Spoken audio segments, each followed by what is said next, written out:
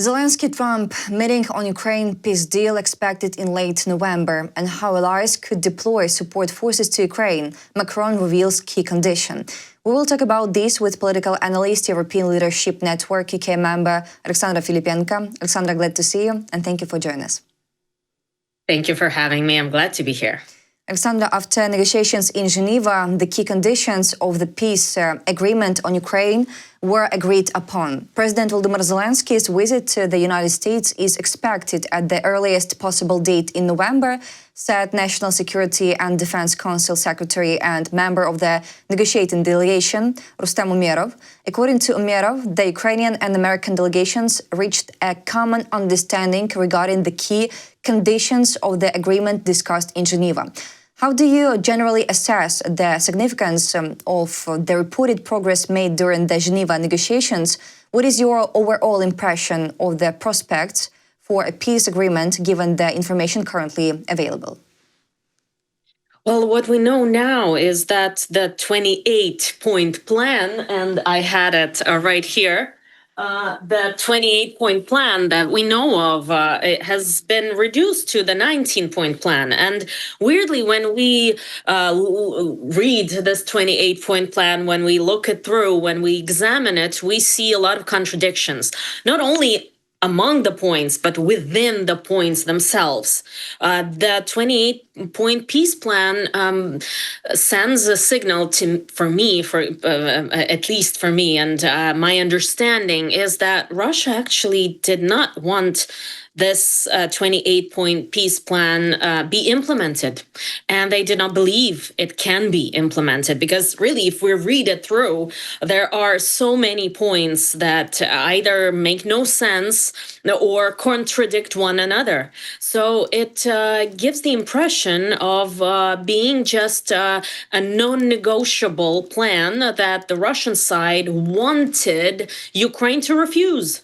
They just wanted Ukraine to push it aside, and Ukraine and European leaders to push it aside, to just to hinder the Ukraine-US relations, because this way, if Ukraine would have just pushed it aside, that could hinder the relations between Ukraine and the United States, meaning that President Trump wants to see a negotiation happening. And actually what we are seeing right now is basically a work for the audience of one. That's Donald Trump. He trusted Steve Witkoff. He trusted his friend. And I must stress that right now friends take more and more space and they are calling the shots. The same goes for Dan Driscoll, the most probably future envoy, special envoy of the United States on Ukraine. Dan Driscoll is a close personal friend of J.D. Vance. Steve Witkoff is a close personal friend of Donald Trump. So right now we see those close personal friends calling the shots. And President Trump just trusts with Steve Witkoff. He trusts him.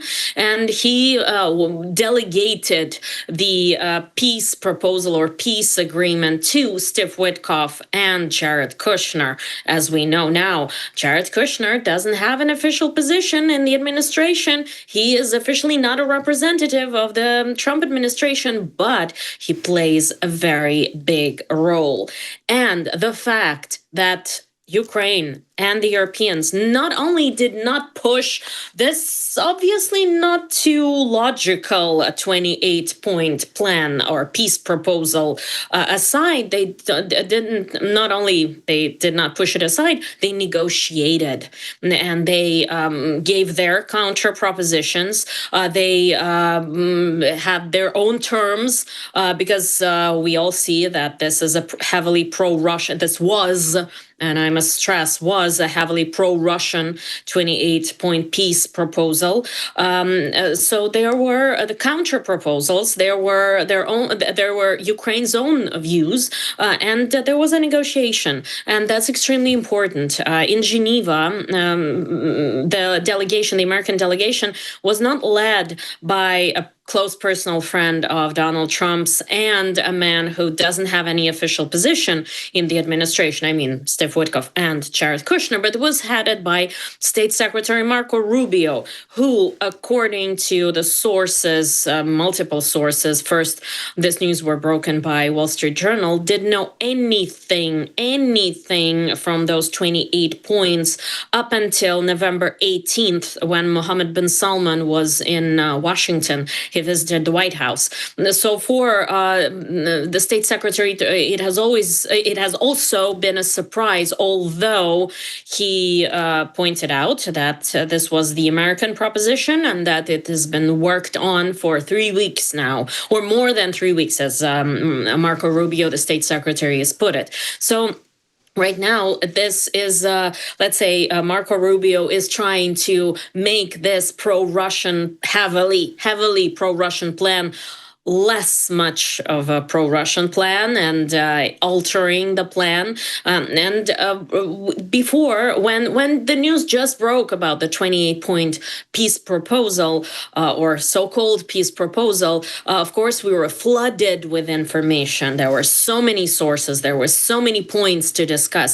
But right now, we understand, especially after Geneva, we understand that it's real diplomacy. Now, and only now, real diplomacy started. It didn't start with Kirill Dmitriev visiting Steve Witkoff in Miami and negotiating with Jared Kushner, but it started in Geneva. The real diplomacy, the actual diplomacy started in Geneva. So it's very, very important. First things first, it's very important that Ukraine didn't just push it aside, but started the negotiation, no matter how difficult it was. But the second thing, very important, that yes, maybe the visit of President Zelenskyy will come as soon as November. The November is coming to an end. And right now, President Trump is pardoning the turkeys right now. And in a few hours, it's still early in Washington, but he's about to pardon the turkeys. And he will go to Mar-a-Lago. He will be there until Sunday. So we realize that either President Zelenskyy might visit him there or visit President Trump early next week in Washington. In any case, this will be an extremely important meeting, of course, but most importantly, that Ukraine did not push the plan aside and started negotiating and was ready and open for negotiations. And the second thing I think I should mention is that there is no time limit right now as to signing a new 19-point plan or whatever many points plan that Ukraine drafted with the United States. And Marco Rubio, State Secretary, talked at length about it in Geneva, that there is no time limit as of now. So we understand this is, as Marco Rubio put it, a living, breathing document. So the negotiation, the fact that there is a negotiation is extremely important. Russia probably did not expect that from Ukraine. Alexandra, U.S. Secretary of the Army Daniel Driscoll met with a Russian delegation in Abu Dhabi to discuss the peace process, according to CBS News and the Financial Times. According to CBS News sources, Driscoll met with the Russian delegation in the UAE capital, Abu Dhabi, on the evening of Monday, November 24th. The meeting lasted several hours. How do you interpret the significance of the reported meeting between U.S. Secretary of the Army Daniel Driscoll and the Russian delegation in Abu Dhabi? From your perspective, what potential outcomes, positive or negative, could emerge from such a high-level meeting? Well, first of all, any kind of negotiation is good. Any kind of discussion is good. And this is, as you pointed out absolutely correctly, this is a very high-level meeting and a high-stakes meeting and a high-level meeting, of course, as you just said. Because Dan Driscoll is not merely the Secretary of the Army, as we understand right now, but he is also emerged into this process of negotiating with between the United States and Ukraine, between the United States and Russia. And he is one of the representatives of the Trump administration that we didn't expect to see. an official from the Pentagon talking diplomacy. That's something not that you see every day. You don't see that every day, that's for sure. Jan Driscoll is just a person whom Donald Trump trusts. The same way that he trusts Steve Witkoff. So people that the president trusts are now calling the shots. Dan Driscoll has been the friend of J.D. Vance, of Vice President J.D. Vance, for some time now. They studied together in Yale Law School, and they are both veterans of Iraq, of the Iraq War. They didn't fight together. They were not there in the same they were there at the same time, but they were not at the same place. So they have some common memories of the same period of the US war in Iraq. So they share more than just studying in school together. So we understand that they are quite close friends, because Dan Driscoll became one of the senior advisors of J.D. Vance, and during the transition period he was the senior advisor of J.D. Vance. And also, it's very important to mention that in April 25, President Trump appointed Dan Driscoll to the Bureau of the Control of Tobacco and Alcohol,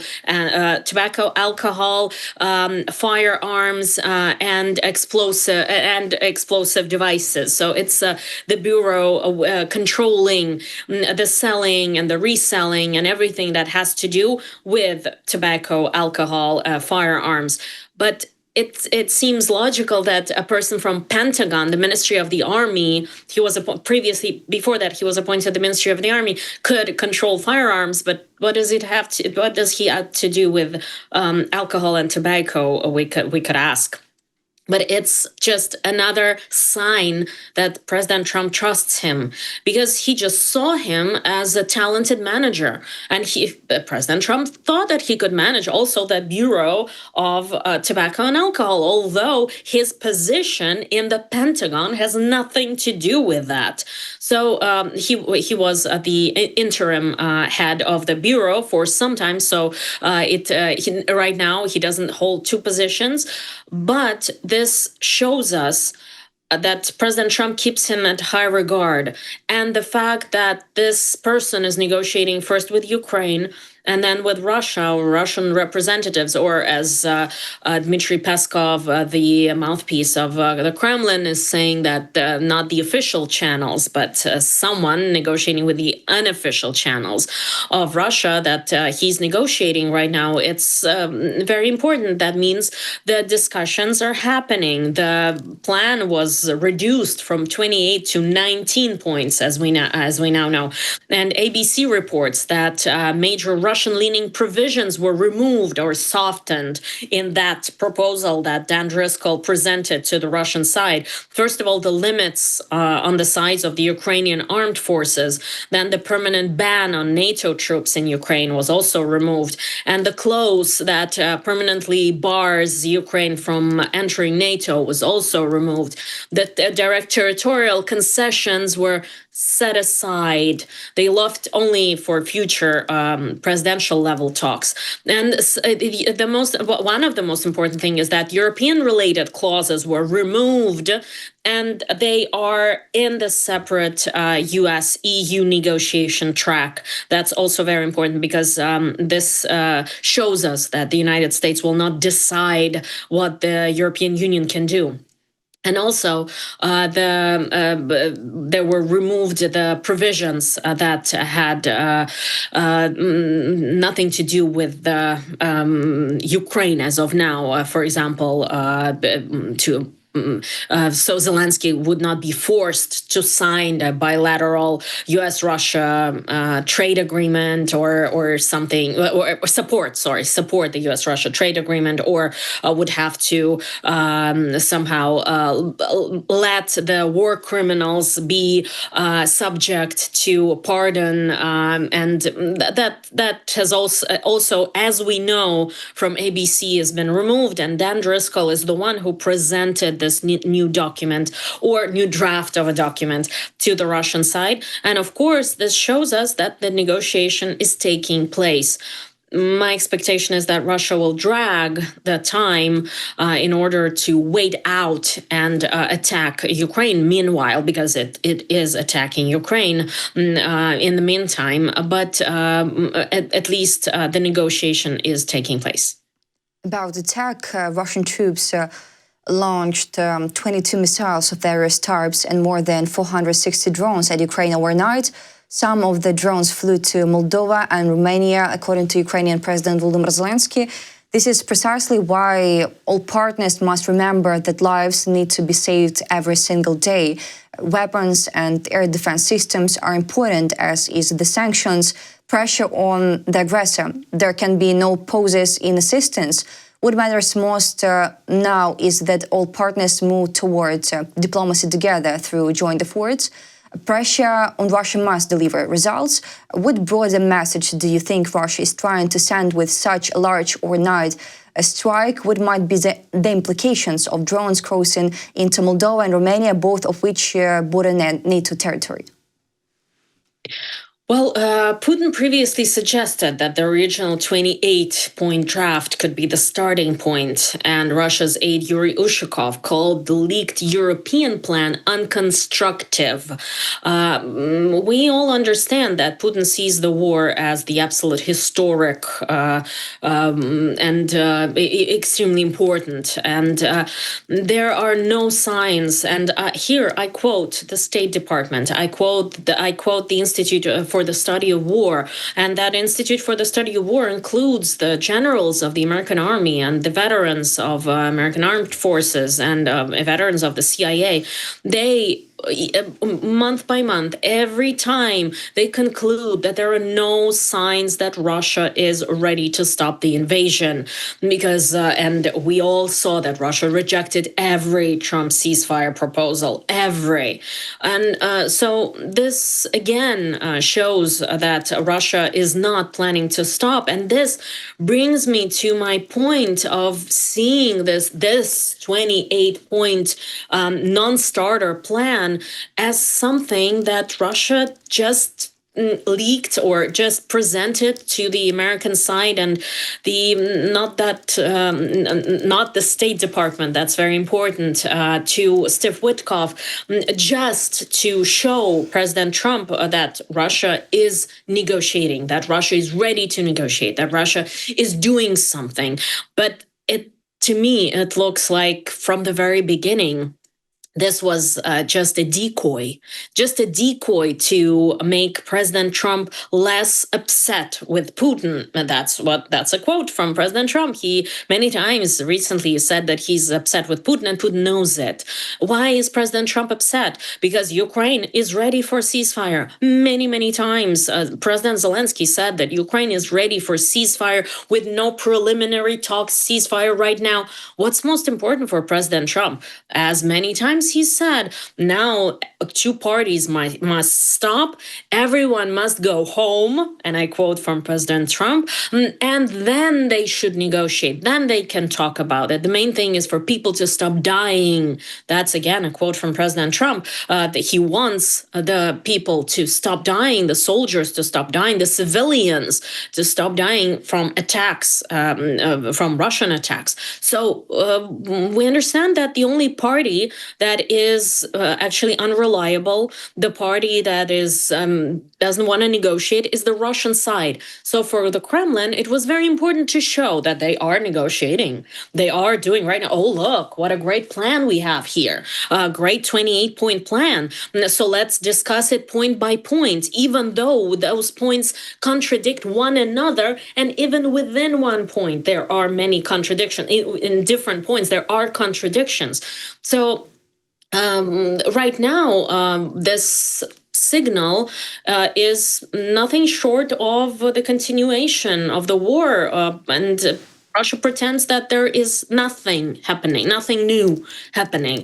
And the idea is to drag the time while pretending to negotiate, while Russia feels that it has the upper hand militarily and the upper hand with drones and the upper hand taking, let's say, the just tiny bits of land and and killing many people, and I include there Russian soldiers also, because they don't even count. It's not that important, but the number of people who are dying on the Russian side for the Russian government. So they just want to drag the time, and the attacks on Ukraine, those drones flying into Moldova and Romania, are just the continuation. It's I'm sorry for using this phrase, it's business as usual. Business as usual even before the 28-point plan. This is the continuation of what Russia has been doing for all this time. Business as usual and drag time is a tactic used by Russia to delay or stall the process. In Moscow, it was stated that they received the American peace plan through unofficial channels, as you said. The document contains 28 points, and Russia has not received any other versions of it. This was stated also by Russian Foreign Minister Sergei Lavrov to the TASS agency. As usual, the Russian minister accused Western countries of attempting, as he put it, to distort President Donald Trump's plan and undermine his efforts toward the settlement. Russia will constantly reject various proposals. What then? How far can Western countries realistically go to pressure Putin, and where are the limits? What can the US and Europe do to put maximum pressure on Putin? What is realistic and what might be impossible? Well, on the bright side, I think that the European Union is right now, and I must not use the European Union. The UK is also part, of course, the E3, the United Kingdom, France, and Germany. They are working together. Let's say the coalition of the willing, or Europe in general, is reimagining itself in front of our eyes. They're reimagining themselves as not merely an economic or political alliance, but as a military alliance. And when we talk about the pressure from Europe and the United States, maybe we shouldn't even put it together anymore. It's the pressure from Europe and pressure from the United States. Pressure from Europe, we see the number of sanctions and new sanctions packages, but and pressure from the United States, we don't see that many new sanctions, but the Rosneft and the Lukoil sanctions are working, and they are making Russian economic advisors and everyone in the economic sector really nervous. But both the Europeans and the Americans understand one thing, that the backbone of Russian economy right now is China. Without any pressure on China, there is no possibility to realistically and actually pressure Russia. In order to pressure Russia to the point that it really negotiates and not just sends out some 28 or however many point plans, but they need China to actually stop selling to Russia, stop buying that much from Russia. They need to pressure China, and there is no way to do it right now. The United States don't have the trade agreement with China. President Trump was so sure that during his visit, not China, but Asia visit, he would sign an agreement with China. No, they couldn't get to that. They didn't manage to sign anything. Chinese negotiators are very tough, extremely tough negotiators. Right now, President Trump talked to Xi Jinping and announced that he will visit China in April, but we still don't know how things will unfold. Right now, as of now, I would not bet on getting a new trade agreement between the United States and China, even in April. But or earlier, doesn't matter. That's because the negotiations are going, according to the official sources, they are going really well. According to the unofficial sources, they are going tough, and it's very difficult to negotiate with China. So without that pressure, there is no realistic opportunity to make Russia really come to the negotiating table. And without China, it's without Chinese support of new sanctions or restrictions, okay, maybe not sanctions, at least restrictions on Russian trade, there is no opportunity to actually pressure Russia anymore. Because we know 19 packages of sanctions from the European Union, so many sanctions on the American side. Russia is the most heavily sanctioned country ever. If we combine all the sanctions, it's still not pushing Russia enough. So without China, without the Chinese support of the will of the Europeans and of the Americans, there is just no opportunity to do anything about it. And of course, there are ideas regarding new sanctions on Russia and in the Senate and in Congress in general. And we saw that in the Senate Committee on Foreign Relations, they have a proposal that doesn't target countries, but it targets particular companies, organizations that sell something of dual usage, for example, or dual usage to Russia, and trade with the United States. So there is this idea of maybe pressure not countries, but companies that could also be quite painful, but it won't be painful for a country. It would be painful for a company, and company, as the American senators hope, will just stop doing business with Russia if it wants to do business with the United States. And the other point I'd like to make is that there are actually really enough sanctions. There are, as I said, and as it's a fact that Russia is the most heavily sanctioned country. But do they work? Do they work 100%? Do they, and by work, I mean, are they observed 100%? Because there are gray schemes, there are back channels, there are countries that are helping Russia avoid sanctions or go around sanctions. And that what makes those sanctions not that effective. So there need to be mechanisms to really make those sanctions properly work, and for Russia not to have the opportunity to just go around it. So as of now, only pressure through China or really making those sanctions work. That's what's realistic. Belarus are ready to deploy support forces in Ukraine immediately after the signing of a peace agreement between Kyiv and Moscow. French President Emmanuel Macron says there can be no lasting peace if the Ukrainian army is limited in its ability to defend itself and deter any aggression. Therefore, the main guarantee of security for Ukrainians and for us is a strong army, Macron says. According to the French president, after the signing of the peace agreement, support forces may be deployed away from the front line, for example, in Kyiv or Odessa. In your view, what role could non-combat support forces play in stabilizing Ukraine after a potential peace settlement? Do you think deploying non-combat support forces in Ukraine after a peace settlement would be both effective and justified? Well, I would say that what Macron is doing is to try and keep the foot in the door. That's how I see it. I don't think that the E3 countries, France, the UK, and Germany, really see the non-combatant forces as powerful enough to keep Ukraine safe. But they want to keep the foot in the door. They want to have that point to negotiate, and maybe they will strengthen their position in the future, because historically we've seen that, yes, it's very good to have observers on the ground. It is important for future Hague tribunals and in general to really have some information and to really understand what's going on the front line. But are they effective enough? This is a big question and a big question mark.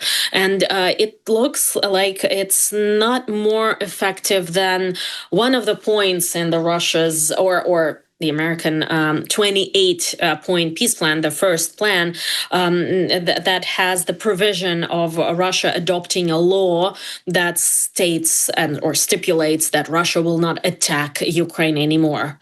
Well, I'm not sure that another law that says that Russia will not attack Ukraine or any other European country could really actually stop Russia, because there were laws, of course, that prohibit that. And in general, the international law prohibits that in general, and Russia says that it adheres to the international law. So it doesn't seem as if those forces could be powerful enough, but I don't think that this is the end game of Emmanuel Macron, and I suppose that this is just keeping that question in question for negotiations, and later on maybe negotiating a more powerful position. Alexandra, thank you for this important and interesting conversation. Thanks for supporting Ukraine and Ukrainian people. Alexandra Filippenko, political analyst, European Leadership Network UK member, was with us today. Please share this interview and continue supporting Ukraine. Alexandra, thank you so much and see you. Thank you very much. See you.